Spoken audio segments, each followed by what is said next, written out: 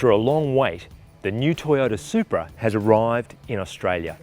It's been 26 years since the Supra was officially sold in Australia, and thanks to a joint venture with BMW that's also produced a new Z4 Roadster, the Supra is back in 5th generation A90 form. And all the Supra hallmarks are present and accounted for. An inline 6-cylinder engine in the front, driving in the rear wheels in a 2-seat, 2-door coupe body. And what a body it is, with bulges and curves everywhere.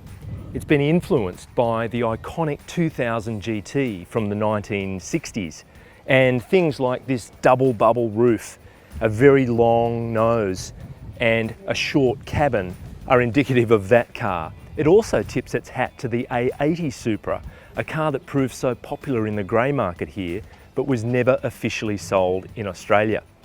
Believe it or not, this car's wheelbase is 100mm shorter than the 86's, and the track is broader, hence its very muscular stance.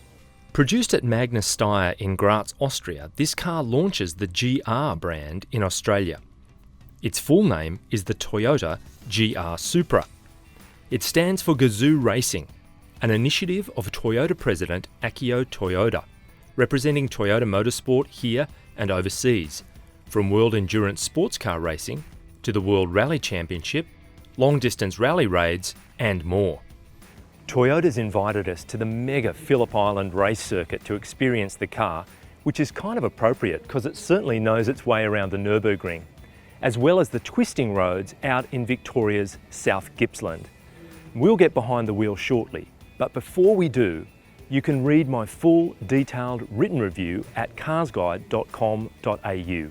And if you enjoy this video, make sure to give it a like and hit subscribe. In Australia, the Supra's offered in entry-level GT trim, priced at around $85,000 plus on-road costs, and the GTS at just under $95,000. The first 150 cars sold out in 22 minutes through an online reservation process. Both cars are comprehensively equipped, with the GTS featuring bigger brakes, plus 1 inch on the rims up to 19 inches, a head-up display and premium audio. Both versions are powered by a BMW-sourced 3-litre inline 6-cylinder single-turbo engine, producing 250 kilowatts and 500 newton metres, with drive going to the rear wheels via an 8-speed auto transmission. Despite loud calls for a manual gearbox, Supra chief engineer Tetsuya Tada so far hasn't incorporated a 3-pedal version, although Tada-san is determined to keep the updates and upgrades coming, so you never know what's possible down the track. But let's take a look inside. An asymmetric centre console sets up a classic cockpit-style interior, and the digital instrument layout is exactly what you want in a performance-focused coupe. Digi-Speedo on the left, and vibrant rev counter at the straight ahead. The grippy sports seats look and feel great, and the leather sports steering wheel sits on the slightly slimmer side of chunky. The instantly recognisable gear shift is one of several pieces of BMW hardware on the inside. And a clear as crystal BMW build sticker inside the driver's door aperture is another giveaway. And the boot is more than big enough for a cheeky weekend away. Launch control is standard, and Toyota claims 0 to 100 km an hour in 4.4 seconds, although we've seen the car dip into the 3s in independent testing overseas. So the engine sound and response, the transmission shift pattern, the dampers, the steering, the active diff, they're all tweaked up when you move to the sport setting. Yet each individual element is also adjustable. The diff is infinitely adjustable from 0 to 100% lockup. Maximum torque is available from 1600 RPM all the way to 4000 RPM. We're sitting at about 2.5 now. Simply squeeze the right-hand pedal and there is so much acceleration available. The 8-speed auto transmission's been calibrated for a pretty sporty response even when it's left in D.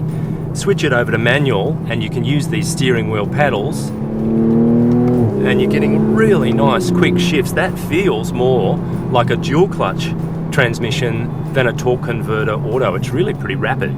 Toyota claims this car is torsionally stiffer than the 86 and even the carbon-rich Lexus LFA. So the strut front 5-link rear suspension has a stable platform to hang from, and it keeps the car well planted and predictable, even as we found under the stress of the circuit.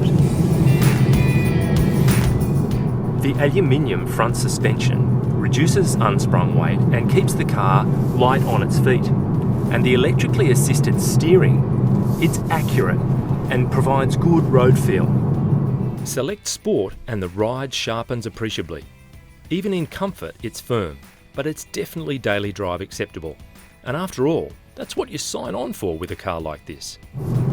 The Supra boasts an ideal 50-50 weight distribution front to rear, and that's achieved by moving the engine as far back in the chassis as possible. It also has a lower centre of gravity than the 86, and the 86 has a horizontally opposed engine which keeps its centre of gravity very low. And at about 1.5 tonnes, this car is relatively light as well.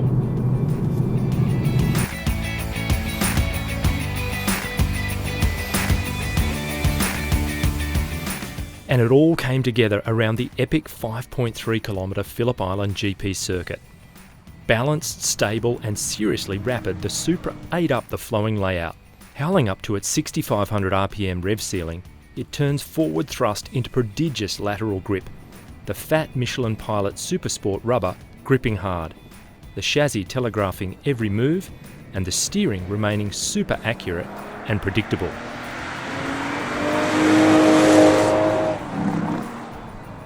The car was neutral in the long, high-speed sweepers, and thanks to the tricky diff, put its power down with absolute authority out of both hairpins.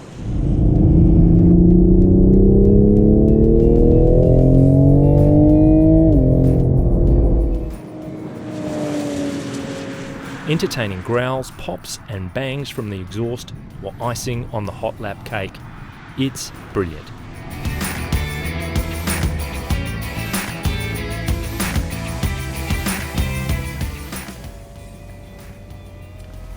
A price tag close to 100k is not to be sneezed at, but the Toyota Supra delivers performance and dynamics that will challenge sports cars at twice that number.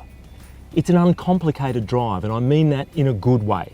It's fast and huge fun, and it's obvious that Toyota's drive to build more exciting cars has gained some serious momentum. Sayonara.